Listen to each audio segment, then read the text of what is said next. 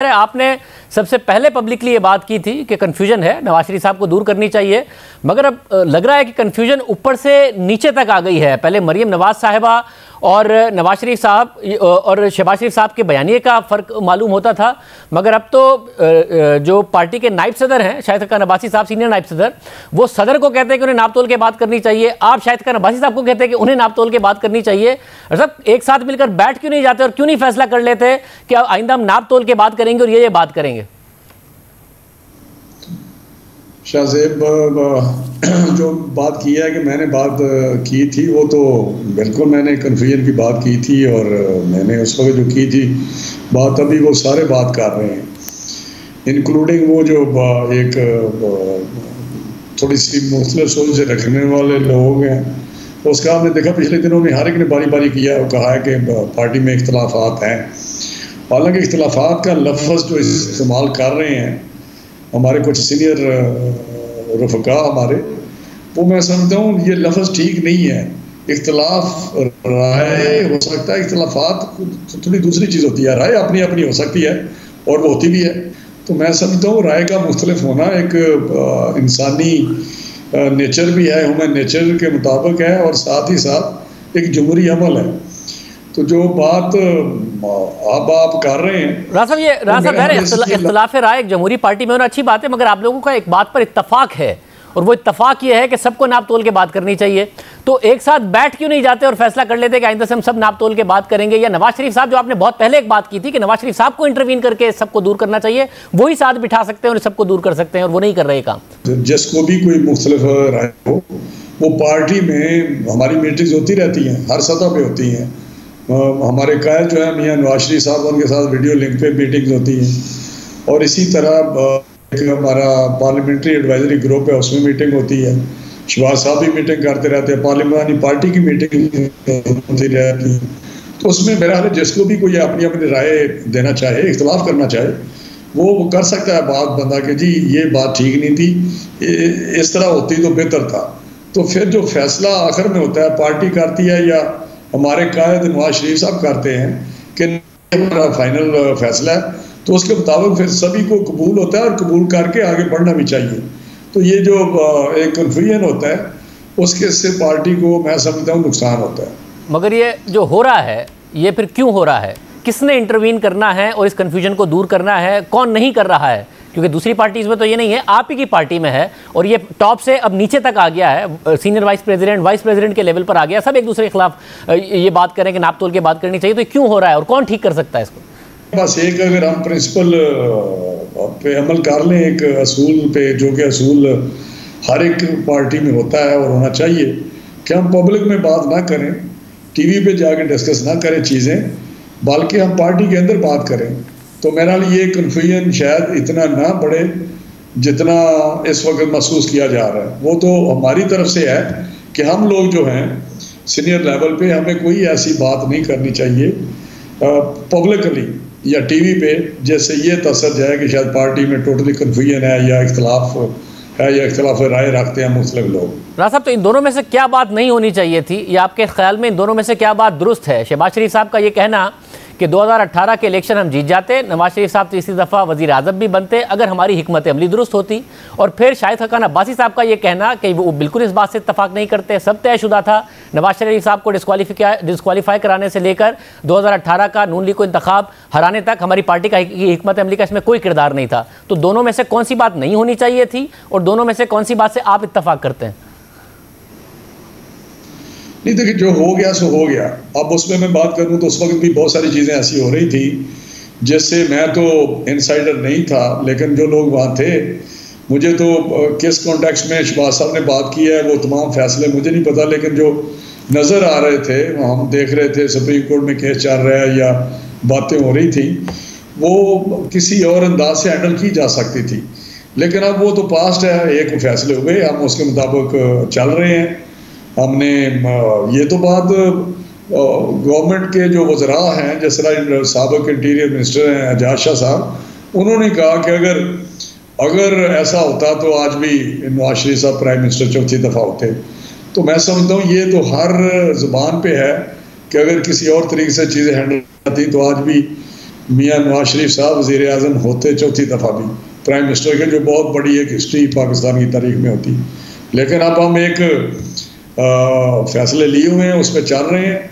अब हमारी जद्दोजहद एक है, उस पर हम चलते आगे बढ़ रहे हैं। वैसे मगर एक बात ये भी होती है कि अगर 2018 के इलेक्शन से पहले जब नवाज शरीफ और मरियम नवाज आ रहे थे, अगर शहबाज शरीफ साहब एयरपोर्ट पहुंच जाते बजाय इसके कि इधर उधर घूमते रहते, तो पार्टी के बयानिए में कन्फ्यूजन का तासुर ना जाता और पार्टी जीत जाती। आप इससे इत्तेफाक करते हैं?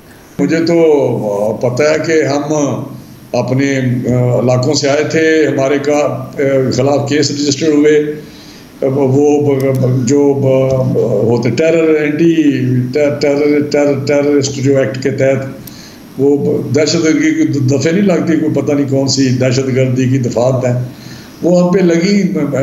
शाहदरा पुलिस स्टेशन में मेरे खिलाफ केस दर्ज हुआ, भट्टा चौक में हुआ। लेकिन ये जो वाक़या बताते हैं, मैं नहीं समझता कि ऐसी कोई बात हो सकती है, क्योंकि शहबाज साहब loyalist to the party and to his brother.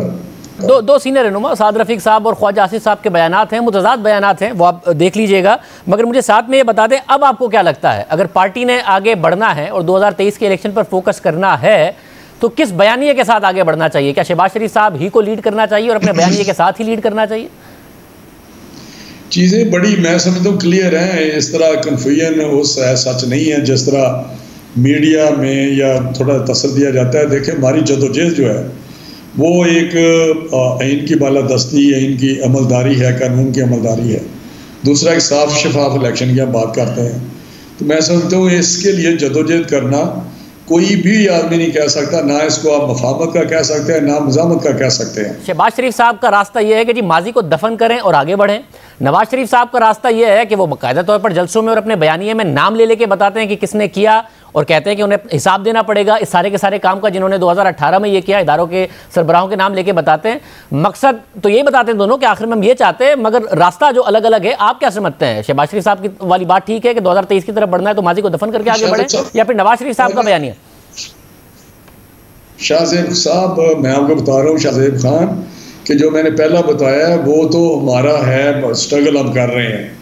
लेकिन जो दूसरी चीज़ें हैं उसके मतलब बहुत सारे हमारे सीनियर रहनुमाओं ने कहा है कि एक ग्रैंड डायलॉग होना चाहिए, और शहबाज साहब ने भी अगर बात की है तो मेरा हाल है ये एक स्टेट्समैन वाली बात है कि किस तरह हमें आगे बढ़ा जा सकता है, किस तरह हमें बैठ के एक वे फॉरवर्ड ढूंढा जा सकता है जिसको हम कहते हैं कि कानून और आइन की अमलदारी हो और एक साफ शफाफ इलेक्शन हो, जिसको वोट डाला जाए उसका निकले, वोट को इज्जत दो वाली बात। तो ये चीज़ें हवा में नहीं हो सकती। ये किसी ना किसी जगह पे किसी जो मुतलका लोग हैं उनके साथ बैठ के बात तभी हो सकता है। ये आप मुझे बताएं कि उसके अलावा किस तरह हो सकता है। मुझे बताएं फिर अंदाज किसका हो, नवाज शरीफ साहब वाला हो, मरियम नवाज साहिबा वाला हो जो आज़ाद कश्मीर के इलेक्शंस में था, या फिर शहबाज शरीफ साहब वाला हो? किस अंदाज में एक इंतखाबी बयानिया और इंतखाबी अंदाज तो आपको लेके चलना पड़ेगा 2023 के लिए। आप क्या समझते हैं किससे पार्टी आगे बढ़ सकती है, और पार्टी की अक्सरियत इस वक्त क्या समझती है? मैं समझता हूँ कि हमें अब सीरियसली इलेक्शन जो आपने बात किया है, इलेक्शन पे फोकस करना चाहिए। 2022 में हो या 2023 में हो, उसमें हमें फोकस करना चाहिए, तैयारी करनी चाहिए, क्योंकि इलेक्शन में जीत ही एक रास्ता है जिससे हम अपनी इस पे जो हमारा बयानिया उस पर हम अमल दरामद कर सकते हैं कि इन और रही कानून की हुक्मरानी हो। बहुत सारे रहनुमा हैं, चाहे वो साद रफीक साहब हो, वो खामोश हैं, वो नहीं चाहते कन्फ्रंटेशन हो।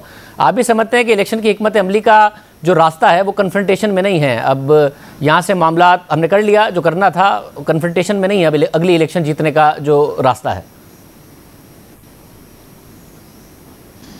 अच्छा, शाहजेब खान, मैं ऑनेस्टली आपको बता रहा हूँ, मैं खुद कंफ्यूज हूँ कि ये कन्फ्रंटेशन का लफ्ज़ किस तरह से छाया हुआ है मीडिया पे। या मुझे बताएं कि अगर ये कहा जाए कि आइन और कानून की पासदारी हो, अमलदारी हो, उनकी बालादस्ती हो इनकी, और एक साफ शफाफ इलेक्शन हो, और जिसको लोग वोट दें उसी को हुकूमत बनाने दी जाए, तो इसमें कन्फ्रंटेशन कहाँ से आ गई?